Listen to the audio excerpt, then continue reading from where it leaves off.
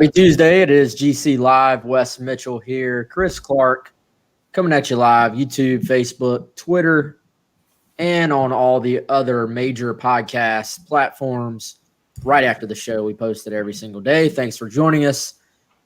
And go ahead and get in line. I see Miss Lynn is already in.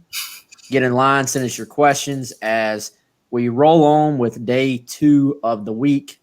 Also, a Tuesday, which means players speak, means Will Muschamp talks, and Gamecock Russ is in the building per usual, and hopefully we'll be joined by a lot of our normal listeners and watchers here, recording a little bit ahead of our normal time, frankly, so that I can go watch the Braves later on. But also, I think we got a good show lined up for you here today. We'll be talking Will Muschamp. We got former Gamecock Preston Thorne. Preston, all-around good dude, will provide some insight on the team right now, his thoughts on the first 2 games, and we'll be talking about, obviously, I want to talk to him about defensive line play just because that's, what he does. So, Chris, obviously Tuesday is always a busy day, so what's up, man? Matt, just a lot, just finished, as you were outlining there, listening to players, listening to what Will Muschamp had to say. Was really interested to hear, some of the questions, some of the responses. So that's pretty much it. Just working on content all this week for Gamecock Central. Excited about, continuing coverage and seeing what happens leading into this week. And appreciate everybody being on the show, and it's good to be on the show again here. Yeah, so I would say first takeaway from the press conference, even though we were told we were not going to get injury updates anymore, we do pretty much get, I would say, what we wanted as far as injury updates. We got something new on Jamar Brown. We got something new on Izzy Muschamp and Xavier Legette. I had assumed rewatching that game, and I noticed it, I guess, at some point live in the second half. I was like, man, Rico Powers has been playing a ton, because that's one thing I do pay attention to a lot is the personnel that's on the field when I'm watching. And I was like, man, Powers has been out there a ton. And I didn't know, was there a reason for that? Now, looking back, there was a moment where you briefly saw the training staff talking to Xavier Legette right after he came off the field. So we learned today that was just like a very minor groin injury, a tweak, something like that. He's been back at practice, so he's back in the fold. Won't miss any time there. Izzy Muschamp, we find out today, was mainly playing safety because of the injury, which is a way I would say to sort of hide that. Muschamp talked specifically about when Florida's trying to stretch the field and do some vertical things, not having him have to sort of open up and run it at full speed there. He'll be back, available to play cornerback this week, although I still, Chris, we'll get into that a little bit later. I think you sort of – I like what Johnny Dixon showed us. But the big one, Jamar Brown, ran around a little bit today, which we've learned we don't confuse that around here with meaning he actually practiced, but running around, testing it generally is what that means, testing out the knee. They hope to possibly get Jamar Brown back soon, which I think, man, you start looking for sort of the best 11, the best combination on the field. Once he's back healthy, I'm not so sure, especially with Sherrod Green being out, I'm not so sure, that we don't see that configuration a lot, with Jamar Brown out there on the field. So getting him back. Now, this week, they're playing a little bit more of a pro-style look. But against most teams offensively, I think Jamar Brown could be somebody key to get back, especially with the injury to 44, Sherrod Green. Yeah, for sure. I mean, the depth at linebacker is not what you would like at this point. Ernest Jones, fortunately, went down for that play in the Florida game, and you're sort of wondering, oh, boy. But I think he only came off the field for that one play. Florida scored on that next play. Down near the red zone. But, with Ernest Jones and Damani Saley and Sherrod Green's absence, they're sort of manning that position. But behind those guys, haven't had as much depth. And then you're missing, like you said, Jamar Brown. So he's certainly going to give them more flexibility to play, to match up. Muschamp talked specifically about that today in terms of just what makes him effective. And, Jamar was a guy that was recruited out of South Florida at St. Thomas Aquinas as someone who, originally was a linebacker, thought of as a will linebacker, a Sam linebacker, and is certainly physical enough to do that. But one of the things out of high school that people liked about him so much is that he could cover. He could run 4.6, he could cover. And so he is that sort of hybrid player who can give you a box presence. You're not just putting out a guy there just for coverage. He can be physical, he can play in the box, but he can also go cover somebody in that dime package. So, it'll be interesting to see how much of that South Carolina plays, how much other teams maybe try to force the issue. Do other teams feel like they want South Carolina to be a little bit more in a regular package or even just in a nickel package as opposed to dime? Do they try to create some matchups there with their personnel? So interesting subplots as South Carolina gets ready to play Vandy and really just the rest of the schedule. But fortunately for them, they've had some injuries here and there, but so far they've stayed relatively healthy, nothing major. I mean, obviously Marshawn Lloyd was a huge one that's still, having an effect on this team. But one thing that we knew is they didn't need to get into the season and having guys start to drop. And so they've stayed relatively healthy. They've had some guys banged up here and there, but getting Jamar back would definitely be, they've been without him the first 2 weeks, and that's probably had an effect on things. That's a guy that they, feel like could play and feel like could help them. Yeah, and man, I think you look a lot of times, even though you call that the dime spot, that guy's up near the line of scrimmage a lot of times anyway. So, I think really if that's your best personnel, if you feel like those are your best guys, sometimes you're almost just sort of talking about semantics, I think, depending on the guy. So I think certainly when you're playing with some more pro-style teams, you're going to want Brad Johnson on the field. You're going to want that Sam on the field. But if you were going to be in a nickel look anyway, against like a team playing 3 wides or even 4 wides, I think we see Jamar Brown probably play a lot. And now, and that will obviously be dependent upon how he plays, how it sort of actually plays out. But I think when you're looking for answers in this secondary, which obviously I believe is a big discussion point right now, Muschamp mentioned the single biggest issue right now for this team defensively is the explosive plays allowed. And it's really not explosive plays in the running game, which I think the running game was a little bit of a concern coming in. Run defense was.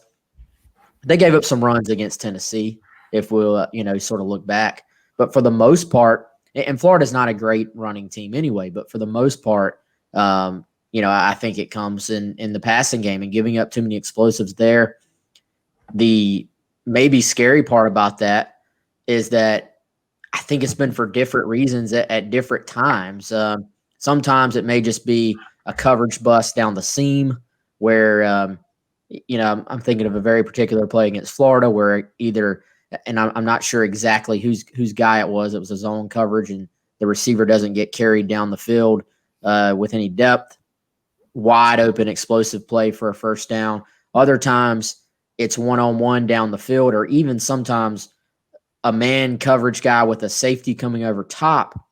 You still don't make a play on the ball. Other times it's a jump ball situation where guys don't know whether to go for the ball or go for the hit. Obviously we all saw the missed tackles on the Big Tony play. So, I think it's just been a lot of things with the secondary, Chris, and it's a secondary that really, frankly, has a lot of talent in it. So I think coming into the year, that's not really the area I would have circled as being a huge concern, especially when you consider what we've heard coming out about, RJ Roderick sort of taking it to another level in practice with his consistency. So I think for me, echoing what Muschamp said, that's probably your biggest concern defensively moving forward. I haven't been as down on the tackling as maybe some fans have been. Well, the tackling is something that, look, people are getting frustrated with Will Muschamp saying that missed tackles are part of football, and I understand that after the game, and I understand that when they're 0-2, and I understand that when the play that's etched in everyone's minds is that 57-yard Kadarius Toney touchdown where he makes a move in man coverage, he drags across, he catches an easy pass, and then he runs 57 yards, and he's got about 4 players just trying to thud tackle him, and that's just not going to work. So, that's what's etched in people's minds. But the reality is, and we would have to do a lot of research to figure this out, I would make a good wager that there is no team that goes through any game in college football in which they miss 0 tackles. Obviously, that should be your goal. Obviously, you want to minimize them, but it's not a realistic thing to say that you're not going to have missed tackles in college football, particularly when you're playing against good teams. You play Florida, you're going to have some missed tackles. Doesn't mean you should like it, accept it, anything like that, but it is going to happen. Now, what you can't have is what you saw with Kadarius Toney, right? That's completely unacceptable. You got a chance to get him down. He makes a move on you, but that should be a first down, not a touchdown, right? But it is, like you said, explosive plays that Florida created. You look at, the first drive, they have a 2nd and 8, they have a 17-yard pass. Then 1st and 5, you got a 20-yard pass. I think of a drive later, they ended up only getting, I think, a field goal on it, but they had a 3rd and 14 at the Florida 45. Right there, you're thinking punt situation. Well, Toney, again, I think it was a little out, 16 yards, and nobody's really around him. I think of the Trent Whittemore play, where he goes up for the football. It sort of goes over Izzy McQuamu's hands. That's a play that should be knocked down at a minimum, and it ends up being, a big first down play, big potentially momentum swinging play. So go back to the Tennessee game. They had the long explosive touchdown throw in man coverage. They had the play that was just a great individual play by Brandon Johnson, bringing in a one-handed ball, a couple explosive runs. So those are the things that, look, it's a huge question. Can they clean those things up? I don't think you look at it and say there's no options, there's no changes the staff can make, there's no way the secondary can play better. It is what it is. I do think you look at it and you can say they can play better. They could make some tweaks here and there. Whether or not that happens, that's a big question. And that's going to be a key, I think, to showing improvement and some more consistency on that side of the ball. By the way, I had this I had taken this picture from the game for my little tell the tape I did this week. And that sort of gives you that's South Carolina's dime package as they ran it against Florida, which they were in this 20-plus plays. Probably the most I've seen them in it that I could recognize. Which you see there, basically R.J. Roderick slides down into that dime position right now, and that's where Jamar Brown would probably be if he's back healthy and 100%. But as you can see, if you were just looking at this and you didn't really know Carolina's personnel structurally, Roderick looks like a nickel, or excuse me, like a will linebacker here. Yep. So, you're only, from a personnel standpoint, it's putting another DB on the field. So if Jamar Brown is someone who's obviously got a linebacker background as well, has played the Will and the Sam in this scheme, some of it is more semantics than anything. But I think, just as Muschamp said, gives South Carolina a great deal of flexibility in what they can do in coverage and disguising coverages and doing some different things that maybe can help out some of your issues there. So we'll see moving forward. Is Jamar 100%? Does that mean he plays this week? Does that mean it's more he plays? I almost would circle the Auburn game, Chris, just from a matchup standpoint. We all know Auburn is going to spread you out. They're going to be a spread, sometimes no huddle, sometimes fast-paced team. You maybe don't get to sub as much against them. So having a versatile guy like Jamar Brown back on the field could actually be much bigger against a more pro-style, against Auburn than it would be against a more pro-style type team, which is what South Carolina is going to face this week against Vanderbilt. So, Chris, obviously this daily show is brought to you by AffordableMedicalUSA.com, and it's home of the Game Day Chair. So why don't we go ahead and tell everybody about the Game Day Chair and why they should get a Game Day Chair to watch the game on Saturday, because apparently ain't nobody going in the game at Vanderbilt. The funny thing is, when they pan to the crowd against Vandy this past week against LSU, I was like, man, that looks pretty normal for Vandy. But no, seriously, it is weird. It is weird seeing a stadium just almost completely empty. So if you're ever going to get the game day chair, it'd be this week, I think. I think it's a great time to get it. And for the rest of the season, rest of the NFL season, whatever you want to watch in the game day chair, it can work for you. If you're on YouTube, which I hope you are, in the top left-hand corner, you see a little picture there, the game day chair. It's roomy. It is extremely comfortable. Here's how you can find out more information. Go to affordablemedicalusa.com. They got a little search bar. Type in the Maxi Comfort Cloud with Twilight. What is Twilight? That is the zero gravity position. Comes with looks like a little remote. Puts you in a variety of positions. Power pillow, lumbar support. You'll probably fall asleep in the thing if you're watching a movie or something. But it's a super comfortable chair. Really, really comfortable. Really awesome chair. We appreciate their support on the show. So you should definitely check it out. You can also call 803-926-1493 and ask our friend Chris there about the game day chair. He's opening up a new shop soon, relocating, brand new shop. So looking forward to being up there at some point soon. And we'll give you guys an in-person look, I think, at the game day chair. Let's hit a couple of these comments, man. There's some things I agree with and some things I don't. Mac and Dino, I see what you mean about playing Rico Powers more. But Xavier Legette, which those guys play the same actual receiver spot, right? Like the same spot within the receiving room. So they're sort of direct replacements for each other. I mean, Legette's a true sophomore. So I think sometimes we get ahead of ourselves, and just giving up on a kid when Legette, frankly, is going to very much be needed for this, not just this team this year, but this program the next couple of years. I mean, let's go back to Joe Cox and what he said about Legette prior to the season, during preseason. Basically said, not only are we hoping that this guy can be one of the next great South Carolina receivers, but we need him to be. And the upside is there, man. I mean, you look, he looks outstanding on that dig route to start the game.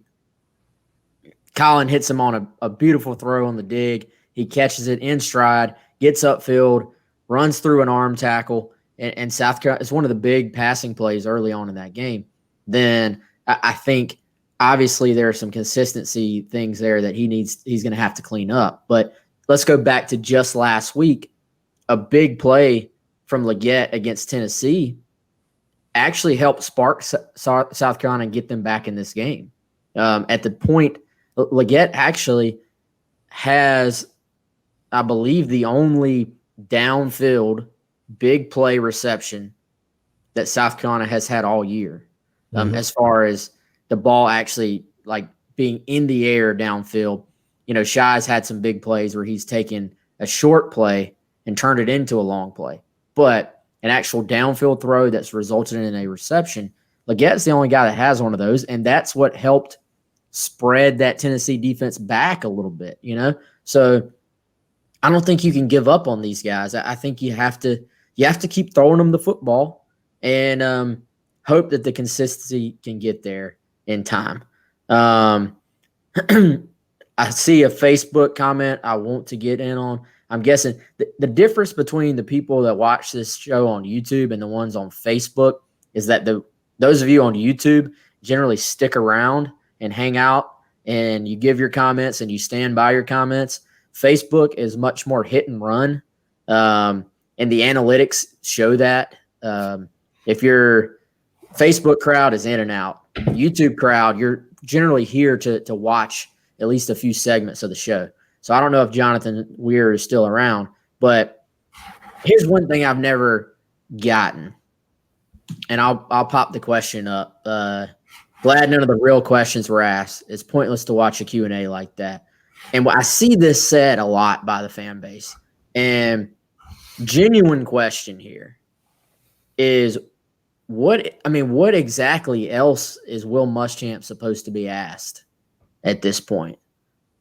Like, you're not going to sit there and you want the media to just be like, do you feel like you should be fired?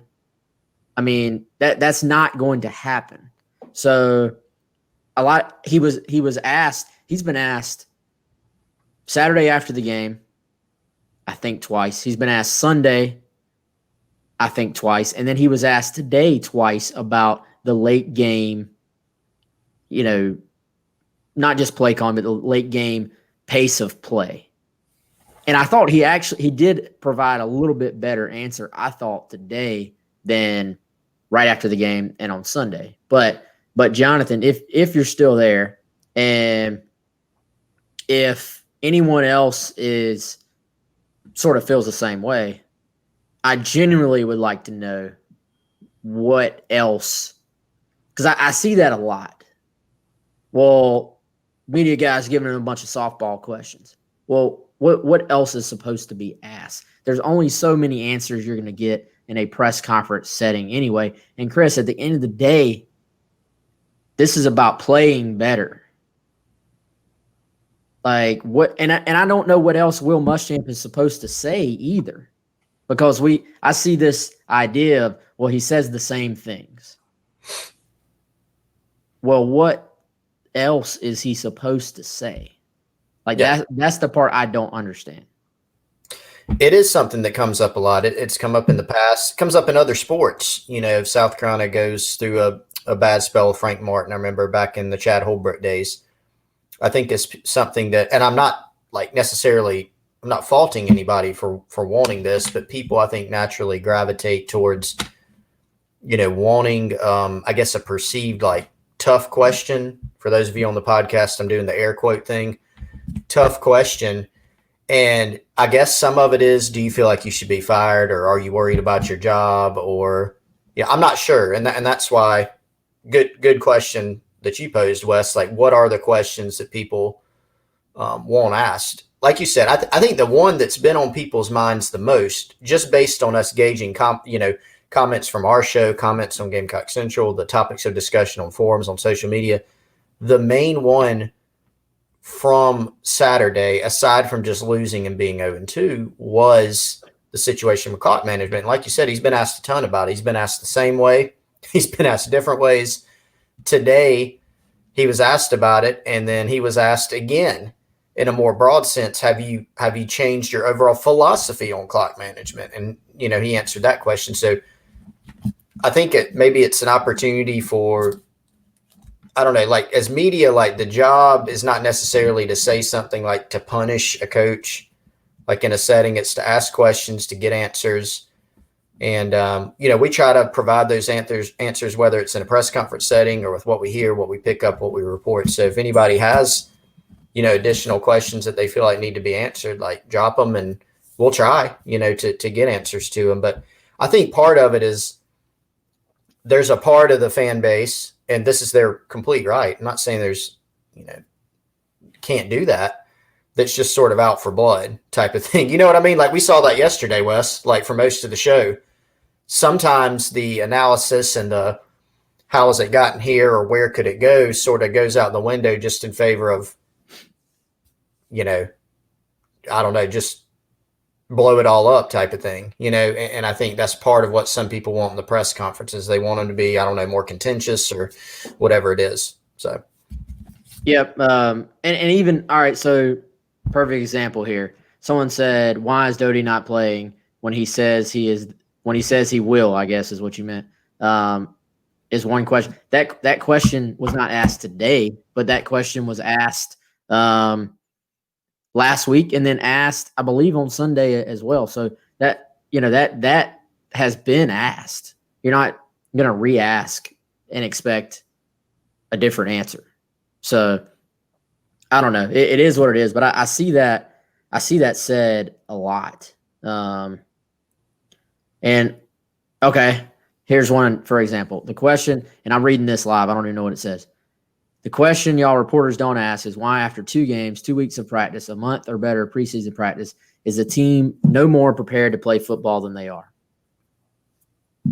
Or what does that – I mean, first of all, it's a very general question. 2, what is he supposed to say to that? because the answer is that they've played two top 25 teams and they've made too many mistakes to win the game. But a question like that is exactly what Chris is talking about. It's a question designed to try and punish or throw shade at the guy you're asking the question to, but it's not a legitimate question that you're looking for an answer from. You can say that it's completely fair to say you don't think the team looks prepared, but what answer are you gonna be happy with to that question? Right, because then it's going to become what Muschamp would do, and we know this just from covering Muschamp and from covering college football and recruiting for a long time, is in 99% of the cases, Will Muschamp is going to begin breaking down on a more micro level the things that have led to South Carolina being 0-2. He went into those things. Which he has. He has today. And, whether or not people think it should, like if you're wanting the answers to why he believes they played that way, doesn't mean you have to be happy with it. But if you're searching an answer, he's broken down those things, and he did it today. Explosive plays, too many on defense, some tackling miscues, particularly on the 57-yarder. Offensively, some drops that he's mentioned. He mentioned in the Tennessee game, for example, they got tempoed in the run game. People, that was a question people had after the Tennessee game. Why'd they give up some big plays in the run game? He went into that. That doesn't mean you have to agree with it or think it was really good, because it wasn't. But he answered. So a lot of times these broad questions that people have, more specific questions are getting asked and answered, and a lot of times people don't like those answers. And I saw another comment that was perfectly reasonable comment that people are tired of hearing the same things. And I think, just inserting my personal opinion, people are just more tired of the result, right? We talked about this yesterday, from the end of 2018, 19, and then now into 0-2 through 2 games of this season. But when the team is losing, the questions in the press conference are going to revolve around, why did you lose? And they're not just going to be general. They're going to be more specific. And Will Muschamp is going to do his job of trying to answer those questions. And so I know people are tired of hearing it, but the questions have to be asked, So if you want the questions asked, they're going to be answered too. I think people are just more tired of losing. When you go into a press conference after a win or a winning streak, the questions are, why are you winning? What's going well? And people want to hear about that more, because it's more fun to talk about that for all the fan base. Yep, we'll be joined shortly by Preston Thorne, former Gamecock defensive lineman, and a guy. And so somebody said they didn't like the no injury update thing. And Muschamp did provide. He didn't, go through an official injury report today like he had, or like he normally does, but he did provide updates today on Jamar Brown, Xavier Legette. Sort of, I felt like that was him sort of throwing a bone, and actually providing an update, even though he said he wouldn't. But yeah, and again, guys, and girls, I completely get the frustration. We get it. Yep. Absolutely 100% understand the frustration, and not even saying anybody is wrong to be frustrated. It's just a matter of some of the stuff that gets thrown out there is, I think, more like Chris is saying, a matter of the frustration, as opposed to you actually legitimately wanting that particular question answered. Or, and people get mad at us, which is fine as well. It's all good. So anyway, we're trying to get Preston in.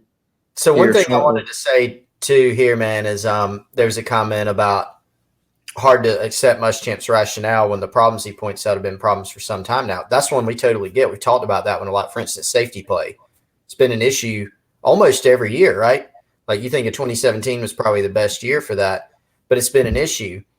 I feel like some people, and the people can correct me if I'm wrong, some people want Muschamp to be asked about safety play, and instead of saying we got to get better, or we got to continue to recruit better, or we need to develop them better, or whatever, they literally want him to come out and say, I've done an awful job recruiting safeties and I should be fired. Like, and that's the only thing they're going to accept. And guys, that's not going to happen. You're not going to see that. So anyway, just a general point there. All right, joined now, as you can see, by our friend Preston Thorne. Where are you joining us from today, Preston? I guess I'm broadcasting live from my Zoom room. Okay. little garnet in black. What's this pattern? Chevron or something like that. So that's right. So we're coming from the home base right now. I dig it, man. It's a good look. Preston, of course, former Gamecock, has been here on the show before, on the live before, and wanted get him on to talk a little ball with us today. And so, Preston, let's start first two games, just more general thoughts. Obviously, as we've been seeing in our comment section here, people, they're upset, they're frustrated, rightfully so. Nobody wants to be 0-2. But what just have been your general sort of overarching thoughts on these first two games of the season, man? So to kind of comment on what you just said, obviously we wouldn't be here watching Gamecock Central if we didn't care. So it's a good thing to have a fan base of folks that are, that have expectations. And nobody wants to be 0-2. 0-2 is a tough place to start. As a team, as a player, as a coach, because just winning around the facility makes everything feel a little bit better. And even as now being a fan, it makes everything feel a little bit better. But overall, I think the overarching theme is, for one, I do think our offense looks a lot more capable, and it looks like you can sort of see things being put together, and it looks like there's a pattern and a rhyme and a reason for the things that we're doing on offense. So that's very encouraging to see. And so that's always a positive thing to see. And, the fact of the matter is we played two very good teams. We played Florida, and I think Florida is kind of acceptable from a lot of people's perspectives. I'm sure I'm echoing a lot of people that we probably felt maybe last year or 2 years ago that we were about to make a jump and permanently, go over Tennessee and Florida, sort of make a jump into the top tier of the SEC. And now it doesn't quite feel like that. It feels like somehow or another we were ahead of Florida, and then we blinked our eyes, and now they're number 3 in the country.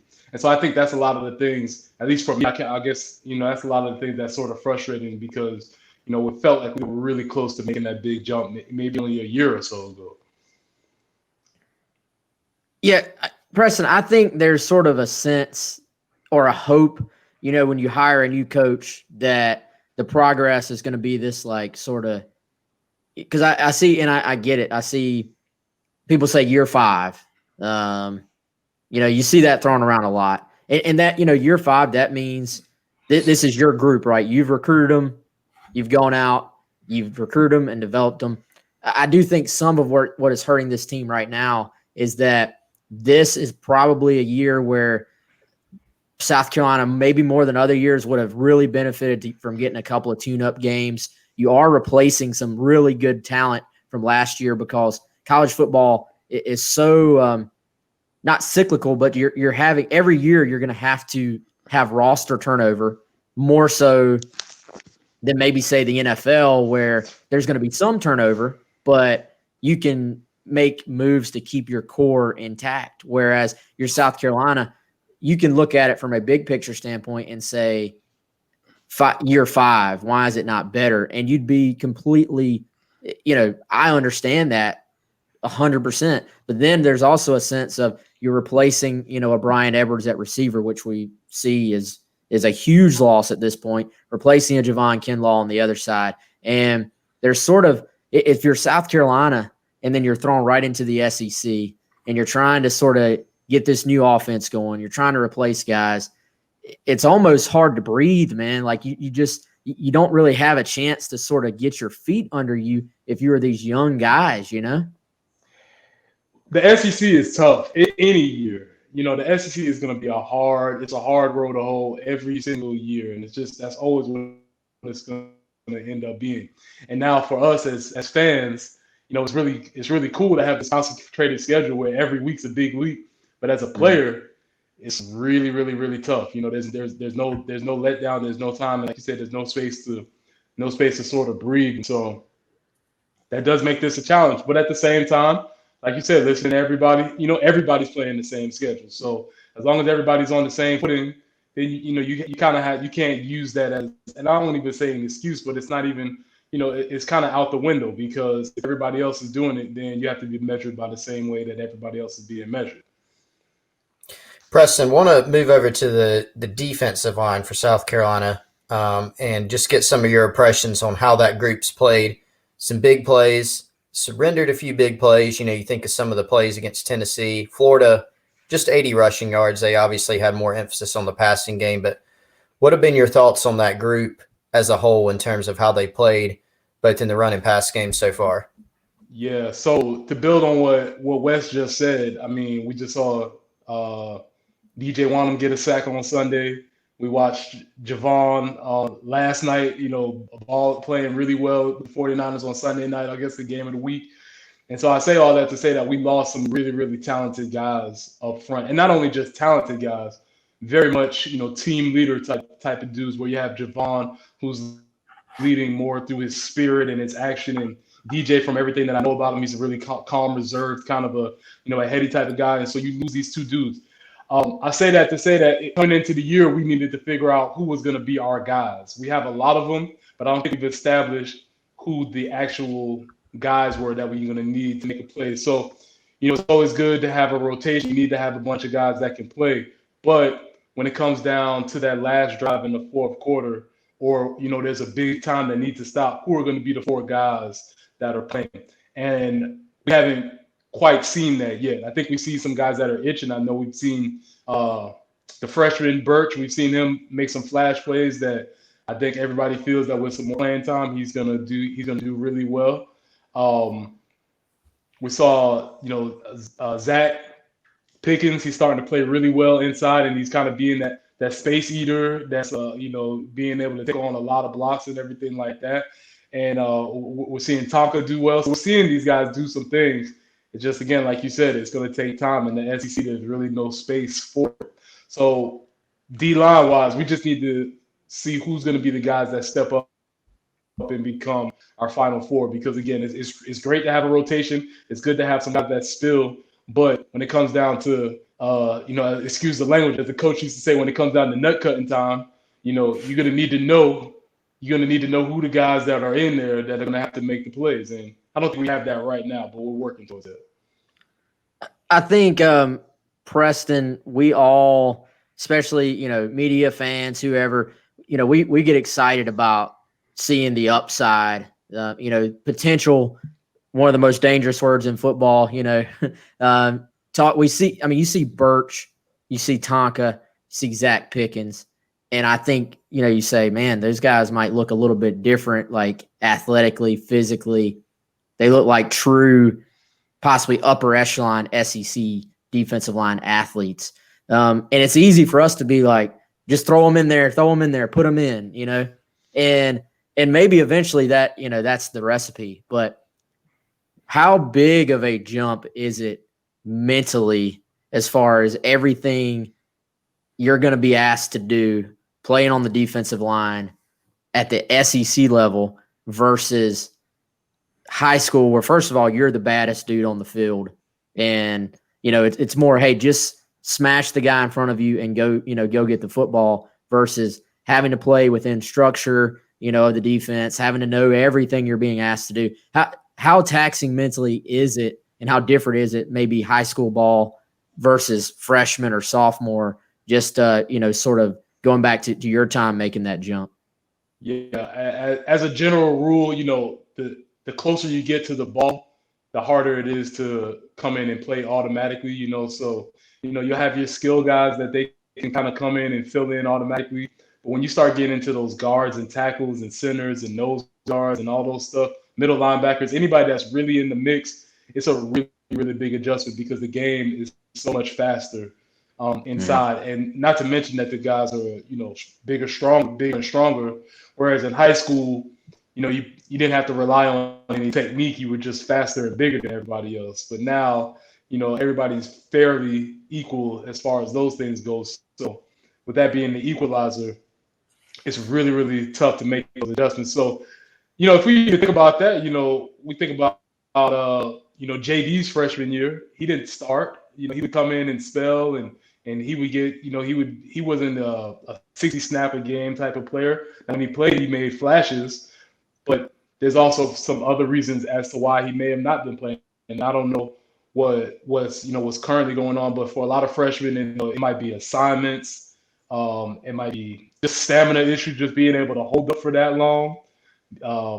Because again, you're 18 or 19 coming out of high school, and you're playing against some dudes that are 22, 23. He's like men. They're not young boys that you're playing against.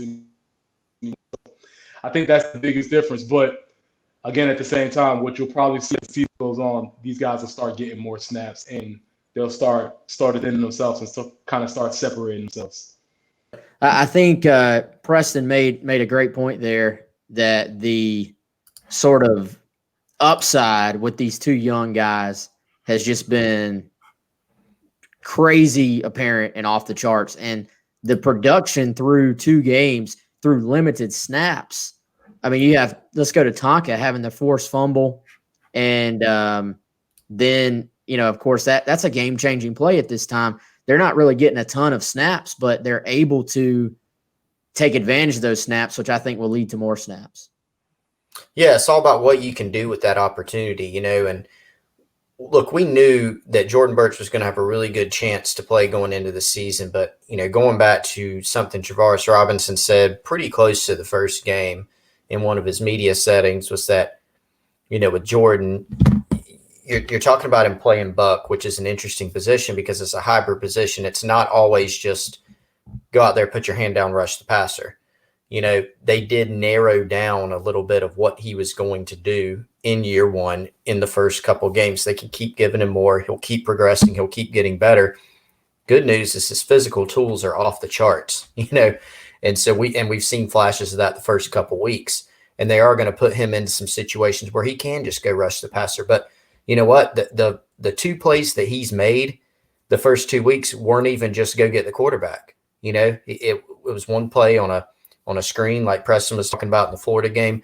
And then you had another play against Tennessee where it was a handoff and he's knifing into the backfield, making a play. So it's not just pass rush. So that's really encouraging. Zach has continued to progress. He's always looked the part, but he's certainly gotten better. Last year, he had to adjust to playing inside, but the physical tools, again, are there. And then you look at Tonka Hemingway. He was someone that we heard a lot about in preseason that had almost, I think, surprised in how much progress he had made, even though we knew he had a chance to be a good player too. Didn't carry the accolades of Birch or Pickens, who were 5-star guys, but has certainly done a nice job in his limited snaps as well. So pretty bright future, I think, for that trio from the 19 class and Pickens and 2 from the 2020 class. All right, I think we got Preston back now. Sorry, y'all. Just bear with us. We're sort of using new technology here, and it's live, so we never know what's going to happen. But Preston, I was asking you about sort of ball watching versus the line play watching, and I was wondering, when you've been watching Carolina on offense, if you still watch the line a lot there, I was wondering what your thoughts have been on sort of this new Bobo running scheme, because it seems like we're doing, we're seeing a lot more just variety and versatility in what they're doing up front. Maybe compare, I think last year it was pin and pull, it was inside zone, maybe a little bit of different stuff. But for 2 games in, it seems like they've thrown a lot at the opponents as far as this run scheme so far. Like last year, it was inside zone, maybe pin and pull to the boundary. This year, you're seeing a lot of different, things. That's some counters. You're seeing a little bit of that stuff out of the I formation, and it's just they're just giving them more options to make plays. So, yeah, it's clear that you can see that they're really trying to expand the running game, which they're gonna have to, because we're actually running out of more formations and we're doing a lot of different things. So a lot of times when your team may not have as many offensive weapons, you can use a little bit of formation and play calling to kind of give yourself, even up the playing field a little bit. I got you again. That's Preston Thorne. Good stuff as always, man. Sorry about the technology issues there, but hopefully you can join us again, man. And obviously, everybody follow Preston on Twitter. I know he does the Fade In podcast with our friend Kimry as well at times. He's on 107.5. So go check him out. Coach PT Tweets, I think, is the Twitter handle. But Preston, we appreciate it, man. We'll talk to you soon, okay? All right, Preston Thorne, our guy, talking about the first two games, and I think some good points there, Chris. Something I wanted to get to as well. Offensive line for South Carolina.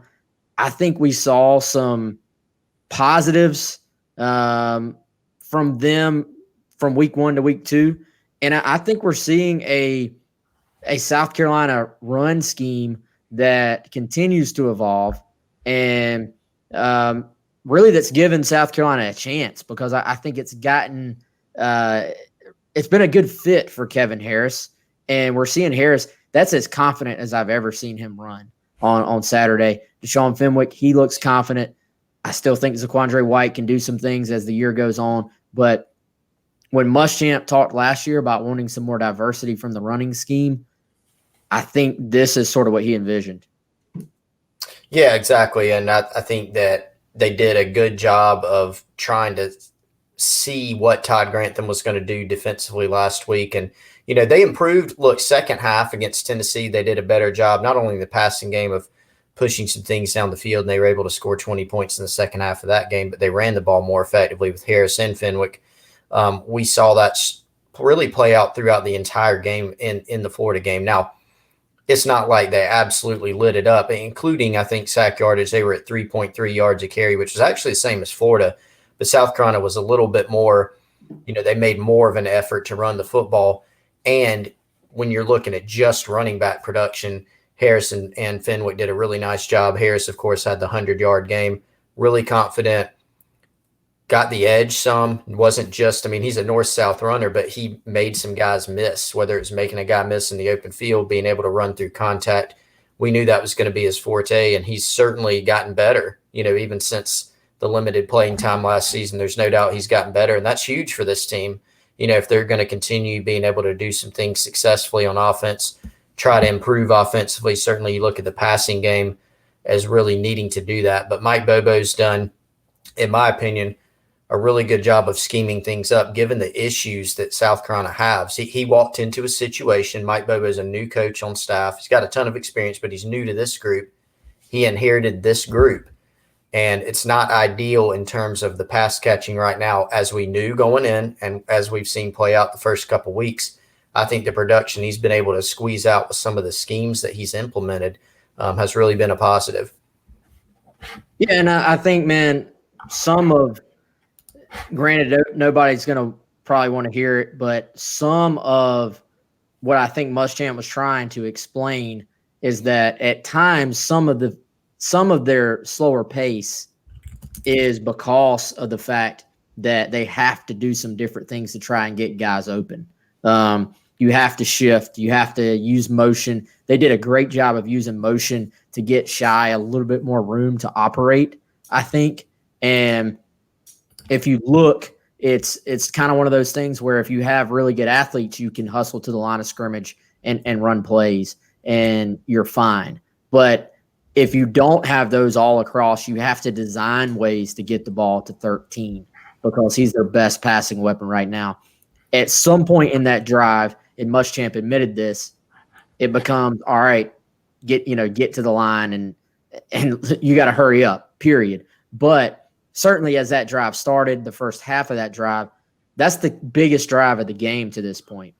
You have to find a way to execute. You have to find a way to put yourself in a position to drive down the field. And the way to do that is to throw your best plays and your best looks out there. And at times that's going to take, a little bit of time to change formations or to motion, pre-snap, different stuff like that. So I will say Shy Smith, going through the PFF numbers, 33 targets through 2 games, unheard of. That's second in all of the Power 5.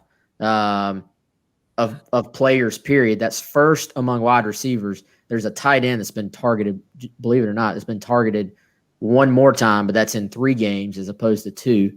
And his receptions are second in the Power 5 to a kid at Pitt who has played in 4 games instead of 2. So obviously Shy has been a guy that they've had to try to find ways, and we knew that. But Chris, I don't even think we anticipated that it would be to this extent. Yeah, it was a question, his consistency. We knew that, look, everybody, and that's the thing that I think makes it impressive, right?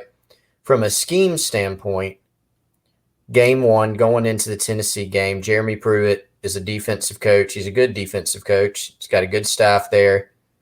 They knew that Shi Smith was the only semi-established target that South Carolina would walk into that game with in terms of receiving. He was still able to put on a really good performance, and Colin Hill was able to get him the ball. So that's good on Mike Bobo, good on Shi Smith. Then you go to the Florida game, and, Tennessee had the benefit of maybe thinking about some things pregame, but it's harder in-game sometimes to adjust. You can't just throw your whole, defensive scheme and plan for that particular game totally out the window. We're going to rip this up and completely change things. That's tough to do in-game. Florida had the benefit of seeing week 1, and they were still able to get Smith open. They were able to get him some looks. So that, and again, good job scheming him open. And then Colin Hill and Shi Smith have done a good job getting on the same page. And so that was a big question coming into this season. They've still got to figure out the rest of that group. That's a huge key. They've got to get more production there. But one huge question is, could Shi Smith take his game to the next level and become the number 1 guy? And it seems he's accepted that challenge, and he has done so far. I had a question on here, Chris, and then we'll probably close it out here from Luis Martinez. Who is the next best receiver and why? That's a really good question. And I would say there's 2 answers right now. And I would say based on production and what has actually happened, not to be mean or over the top, I don't know if you can answer that question based on the first 2 games. If we're being completely honest, Chris, if you're asking me who's the best, as in who can go do it, I still think you have to circle Xavier Legette. And that's the guy that's been circled all offseason by the coaching staff. Frankly, that's the guy they've been hoping can step into that role. That's the guy they believe has the upside and the ability to step into that role. And, I think sports, there's so much of sports is about confidence. And sometimes you drop a ball and then you keep thinking about that drop and you're thinking, I don't want to drop another one, right? I don't want to make another mistake. It's like, I made a mistake. I can't make another mistake. Well, you focus so much on trying not to make a mistake that your mind is on mistakes. Your mind is not thinking positively. So I think it's about getting some of these other guys some confidence, Legette included. And to me, he's still the one that has to eventually step into that role. Now, if they could get some good news on Jalen Brooks at some point, then very quickly my answer, becomes Jalen Brooks. As the year goes on, can Rico Powers step into that role? Will some of these other guys get chances? I say yes. But for me right now, it's got to still be something where they have to hope Legette can step into that spot. And he's shown some flashes, whether it's in practice settings or in games. You mentioned he's got the most impressive play, is the one, the post, I think it was against Tennessee. He's had a couple others that he's been close on. And we've talked often about the fact that South Carolina, aside from Shi Smith, he's a different type of receiver, much more of a space receiver. He's not a guy who's going to go out and win a bunch of 50-50 balls in the air like you could count on Brian Edwards doing, right? Brian Edwards could do a lot of different things. He could make guys miss. He could run through guys. He could win jump balls. He could give you a vertical presence. Shi Smith's more of a space player, which he's excelled at. But Xavier Legette gives them the best opportunity to be sort of a bailout player. When you get in 3rd and 8, can you go win a 50-50 ball? And he hasn't shown that consistently enough, but he has shown enough flashes to where there's a belief that he could do it. He's been close on a couple other plays and haven't. So the key is, can he turn those close plays into a big first down conversion or a big touchdown, an explosive play? That's what has to happen for him to emerge into that number 2 role. And it is still a question, but it's not like you look at him and say he just can't do it. He doesn't have the talent. It's just about becoming more consistent and making the most of those opportunities. Yeah, no doubt. Had a question about Ortre Smith. He is one of the COVID opt-outs, but yeah, and Ortre, a guy has tremendous upside. The knee injury, getting that cleaned up, I think slowed down his progress. But yeah, we'll see if those guys can keep getting better. I think that's going to about do it for today's show, Chris. I apologize to everybody that we did have some technology issues there. We may look when we can in the future at pre-recording interviews that we can, just because I love this platform we're on, because it works really good to stream everything out to multiple different other platforms. But from what we've learned, having people on live can sometimes be hit or miss. So apologize if it was in and out on y'all's end. I know it was on our end for part of that interview as well. But Chris, any closing thoughts? I know on what we got Thursday, we got Chris Lee from Vandy Sports. Yep. Chris Lee from VandySports.com will be on. He is really plugged in at Vandy, has his pulse, has his finger on the pulse of that program. So really looking forward to that. But yeah, good show today. Appreciate everybody. Appreciate Preston joining us. Appreciate everybody tuning in as always. And make sure you're checking out GamecockCentral.com the entire week. All right, guys. He's Chris. I'm Wes. We'll see you here tomorrow, and we'll see you on GamecockCentral.com.